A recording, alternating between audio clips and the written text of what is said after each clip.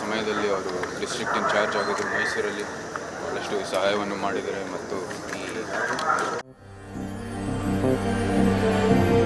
ನನ್ನ ನೆಲದ ಭಾಷೆಯು ದೂರ ಬಲು ದೂರ ಈ ಮನಕಂತೂ ದಾರಿ ತೋರುತ್ತಿದೆ ಆ ಭಾಷೆಯದೇ ಬೆಳಕು ಬೆಳಕುವ ಬೆಳಕು ಬೆಳಕುವ ದೂರ ಎಷ್ಟೇ ಹೋಗಿ ಈ ಭಾಷೆಯಿಂದ ದೂರವಾಗಲಾರಿರಿ.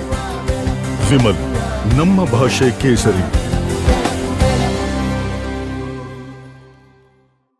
ರಾಜಕೀಯ ವೃತ್ತಜೀವನ ಶುರು ಮಾಡಿದ್ರು. ಅವರು ಮನೆಗೂ ಕೂಡ ಭೇಟಿ ಮಾಡಿದ್ವಿ. ಆವಾಗ ಅವರು ನಮಗೆಲ್ಲ ಒಂದು ರೀತಿಯ ಪ್ರೋತ್ಸಾಹವನ್ನು ಕೊಟ್ಟರು.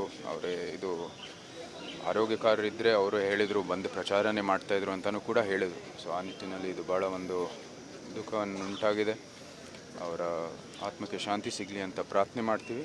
ಅವರ ಕುಟುಂಬದವರು, ಪರಿವಾರದವರಿಗೆ ಮತ್ತು ಅವರ ಹಲವಾರು ಅಭಿಮಾನಿಗಳಿಗೆ ನಾವು ಎಲ್ಲರಿಗೂ ಕಂಡೋಲೆನ್ಸಸ್ಗಳನ್ನು ಸಲ್ಲಿಸುತ್ತಾ ಮತ್ತೊಮ್ಮೆ ಎಲ್ಲರ ದೇವರಲ್ಲಿ ಪ್ರಾರ್ಥನೆ ಮಾಡ್ತೀನಿ. ಎಲ್ಲರಿಗೂ ಈ ಕಷ್ಟದಿಂದ ಆಚೆ ಬರುವಂಥದ್ದು ಪ್ರಾರ್ಥನೆಯನ್ನು ಮಾಡ್ತೀನಿ. ಹೌದು, ಒಂದು ದೊಡ್ಡ ಪ್ರೋತ್ಸಾಹವನ್ನು ಕೊಟ್ಟರು. ಅದರ ಜೊತೆಗೆ ಅವ್ರು ಹೇಳಿದ್ರು, ಇದು ನಾನು ಆರೋಗ್ಯಕಾರರಿದ್ದರೆ ನಾನೇ ಪ್ರಚಾರಕ್ಕೆ ಬರ್ತಾಯಿದೆ ಅಂತ ಹೇಳಿದ್ರು. ಸೊ